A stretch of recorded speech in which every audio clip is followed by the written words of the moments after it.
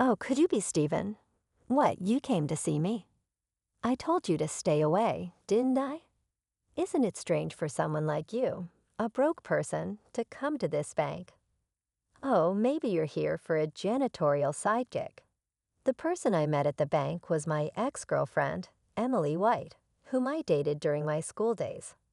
She was strolling around, arm in arm with a man in broad daylight. It was really just a fluke that we met at the bank.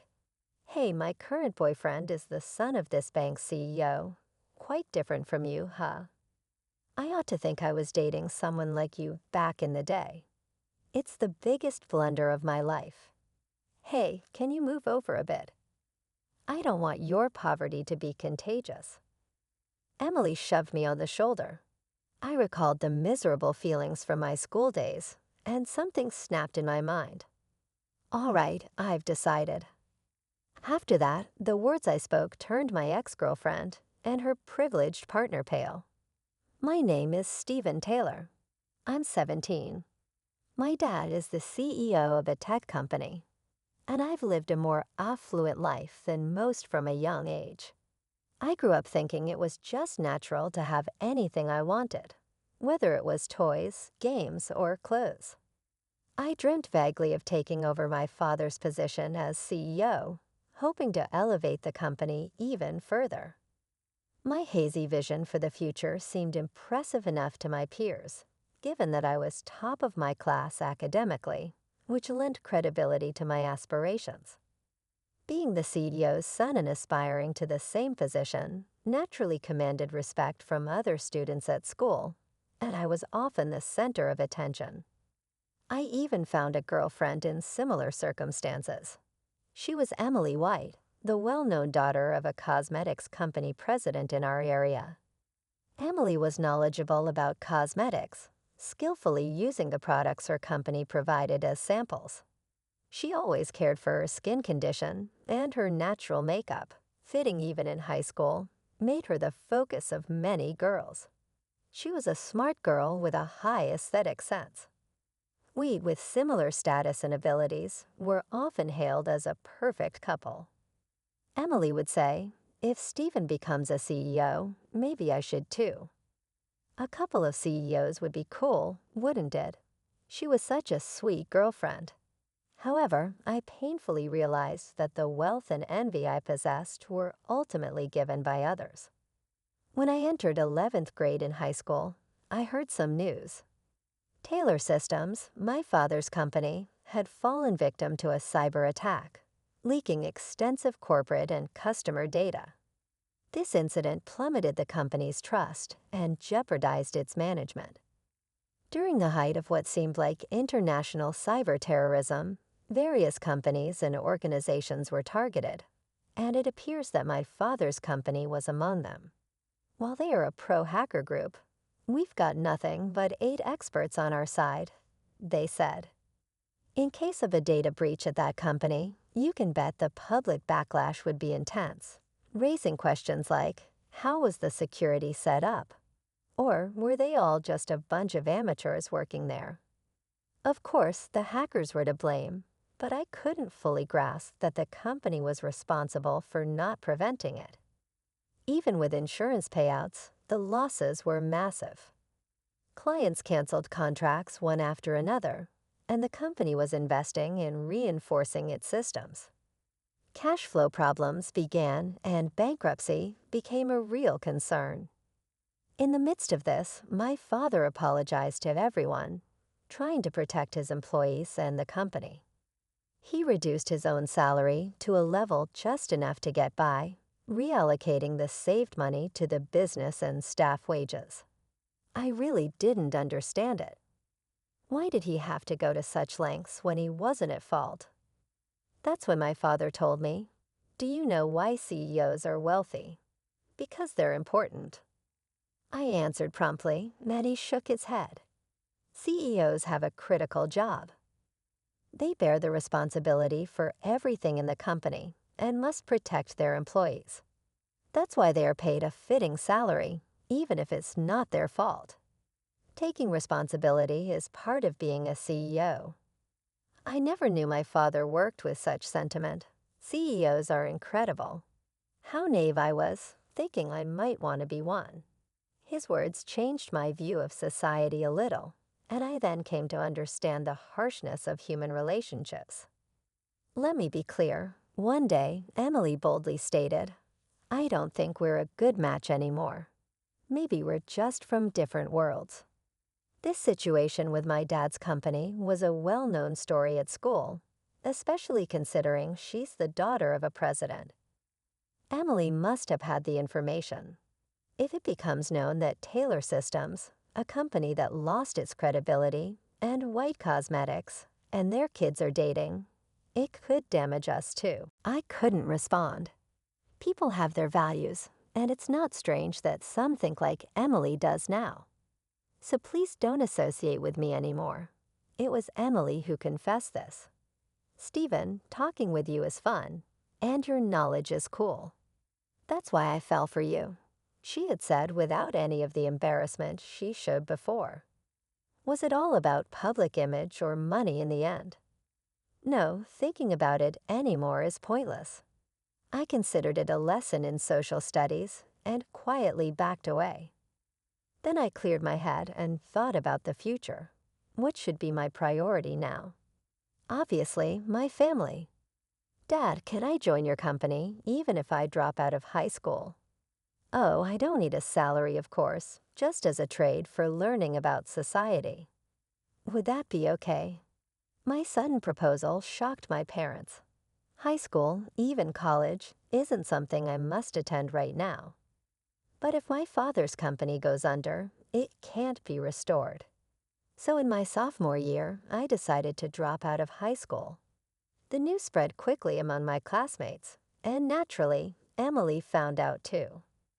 On my last day of school, I was comforted by friends who supported my decision. Well, that makes sense. It's not the time to be in high school. I overheard Emily saying from a distance. The days that followed were a whirlwind. Having known only the world of high school, I first learned the etiquette of being a working adult, then about Taylor Systems and the very basics of the job. The company now seemed to be divided into two main sections, one for recovery efforts to regain trust, and another continuing with system development as usual.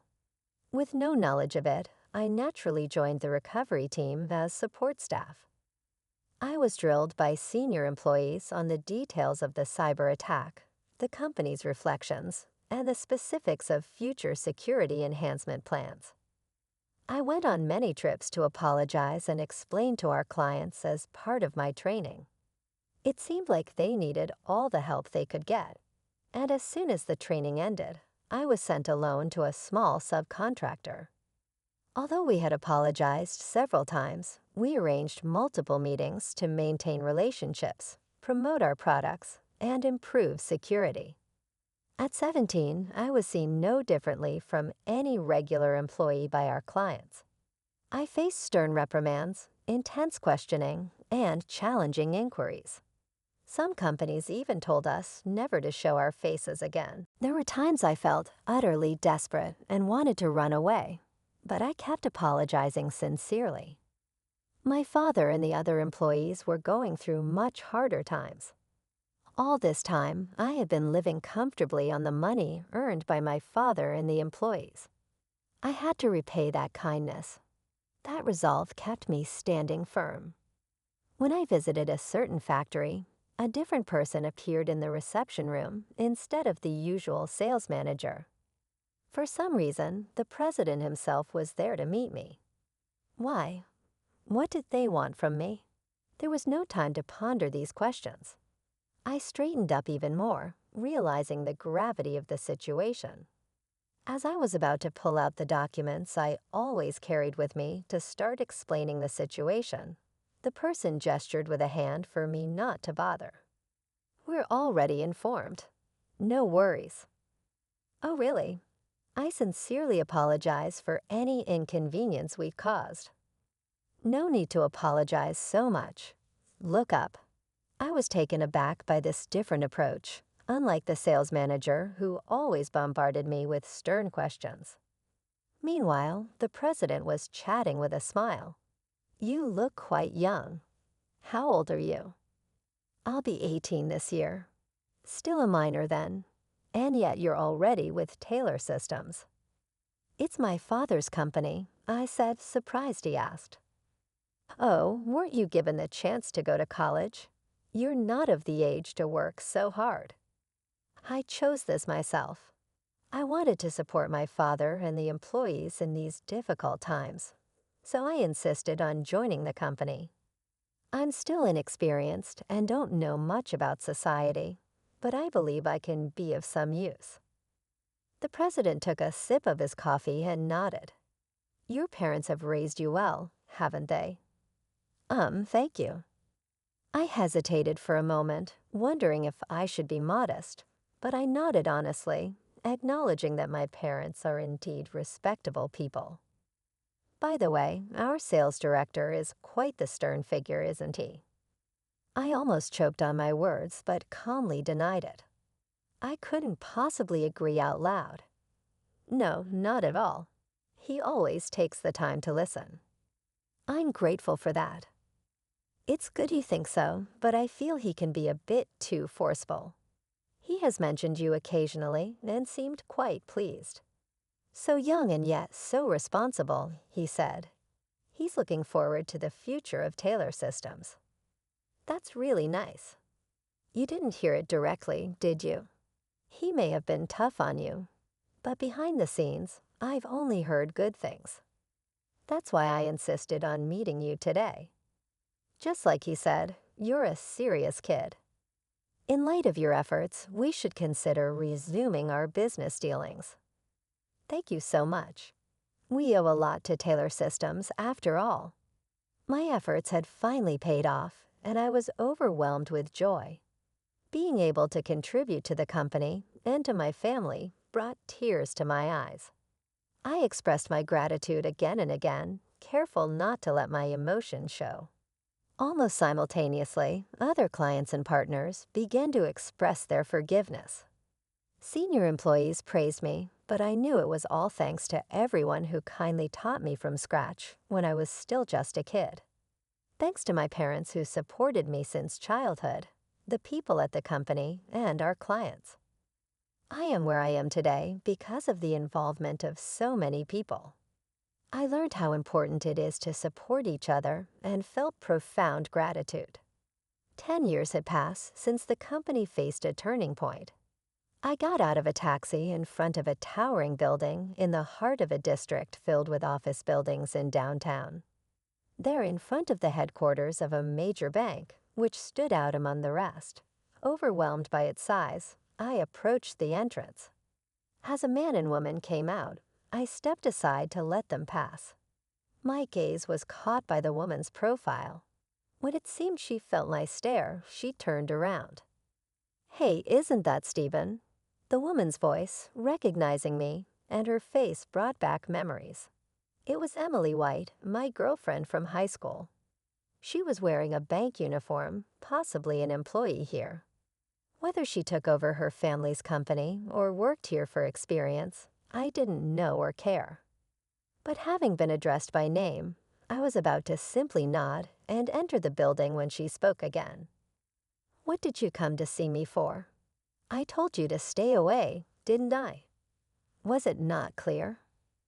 I was just passing by. I wanted to remark on her self-importance, but shook my head to avoid a scene. It's a coincidence. A coincidence? You don't have any business here, do you? Or maybe you're here for a janitorial job. Our janitors are quite skilled, though I wonder if you'd fit in. Emily's current partner, the man next to her, was arm in arm with her. Likely her current partner. Ah, just an ex. Not really significant. Just a brief thing in high school. He became so poor he had to drop out. Such a pitiful guy. You were even kind to someone like that, Emily. That's sweet of you. Why must I be looked down upon by a stranger? The indirectness of it all was particularly irritating. Pleased with the praise, Emily continued to look down on me with a smile. Sadly, I've moved to even higher circles since then. She seemed to believe I was still chasing her relentlessly, talking about unasked details. I got a job here. I'm off to lunch with him now. He's the son of the bank president, the future successor. Of course, she boasted as if it were her own achievement. Maybe dating the president's son is a result of her efforts, but just because he's her boyfriend, or whatever, doesn't mean he's all that impressive. As far as I can tell, what truly deserves respect is the bank president himself and the employees and partners who contribute to the management. Eventually, Emily and her boyfriend might become part of that, but they shouldn't be so arrogant with just their level of professional experience. Arguing would be pointless, so I held back. Important lessons are learned through experience, and clearly they had no interest in hearing what I had to say. I see. Too shocked to speak.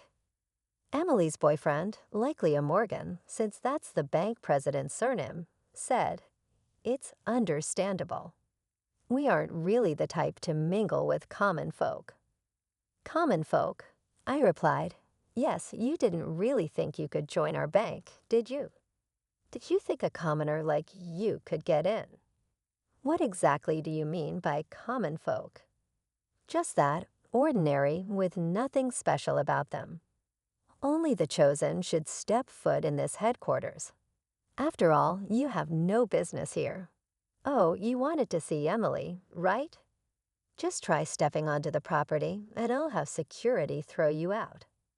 I can't enter the bank, of course. Not that. That's troublesome. If I can't be involved, I guess I'll have to close my account here. About $100 million worth.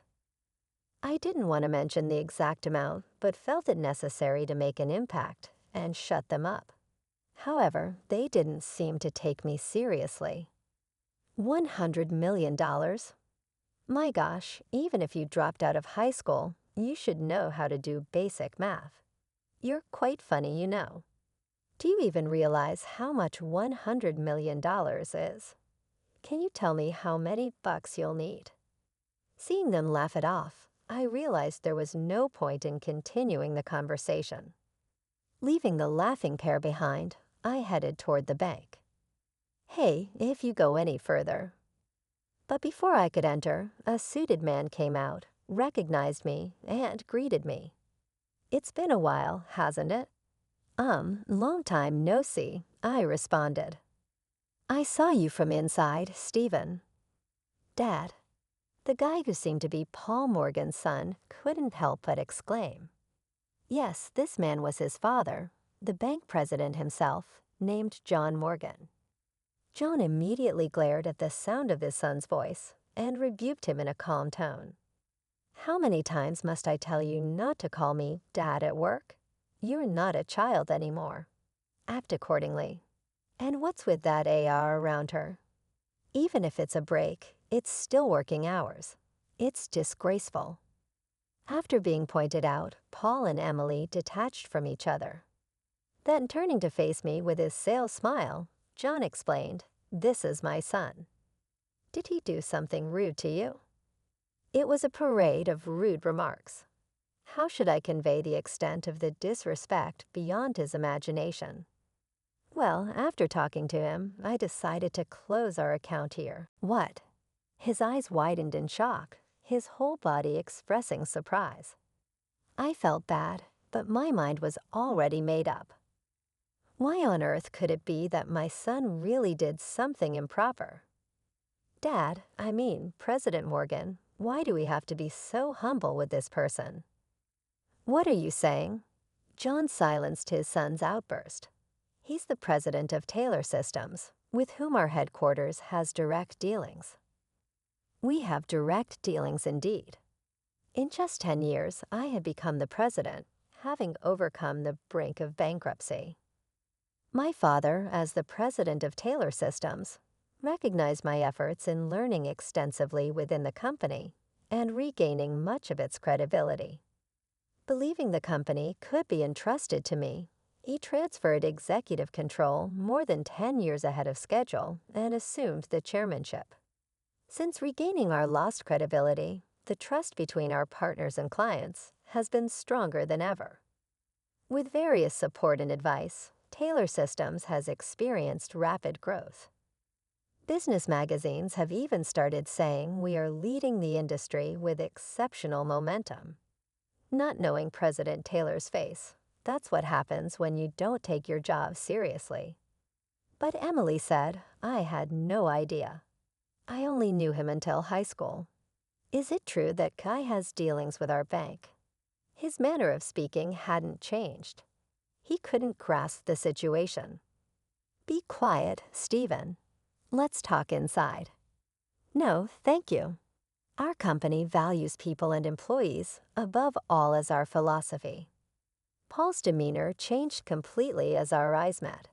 However, a company that has people like him, who scorn those with less money as commoners and sit complacently in their positions, especially since he's supposedly the next president. John turned pale and was insistent. I felt bad for him, but I thought it was due to his failure in educating his son and hoped he would come to terms with it. Thus, the dealings with Morgan Bank were terminated. Later, when the president personally came to apologize, I learned about the aftermath.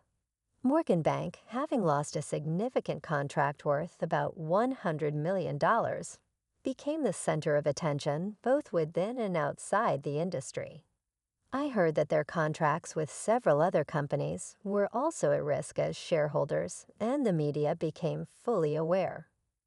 Moreover, the incident in front of the bank involving me was witnessed by employees, and the narrative that Paul and Emily caused damage to the bank spread quickly.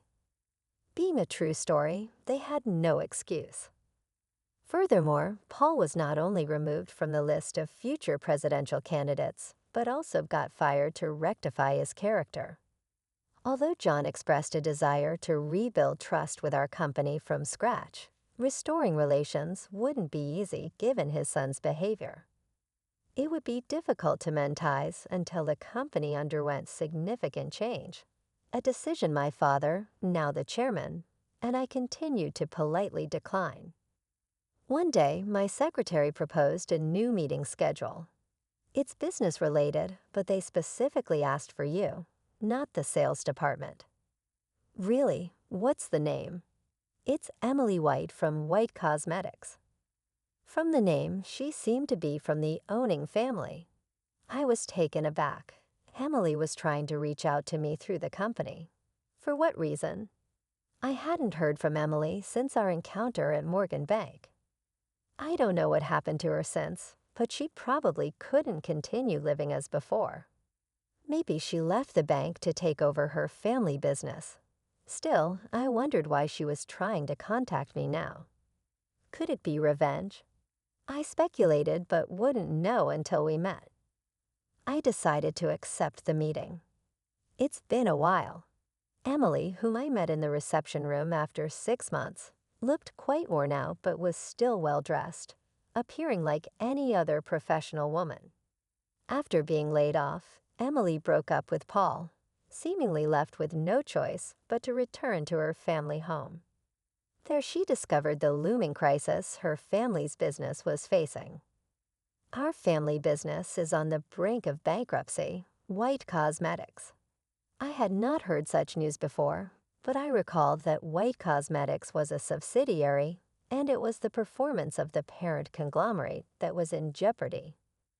The conglomerate decided to make some companies independent as part of cost-cutting measures. Our company was one of them. That company was being incredibly irresponsible.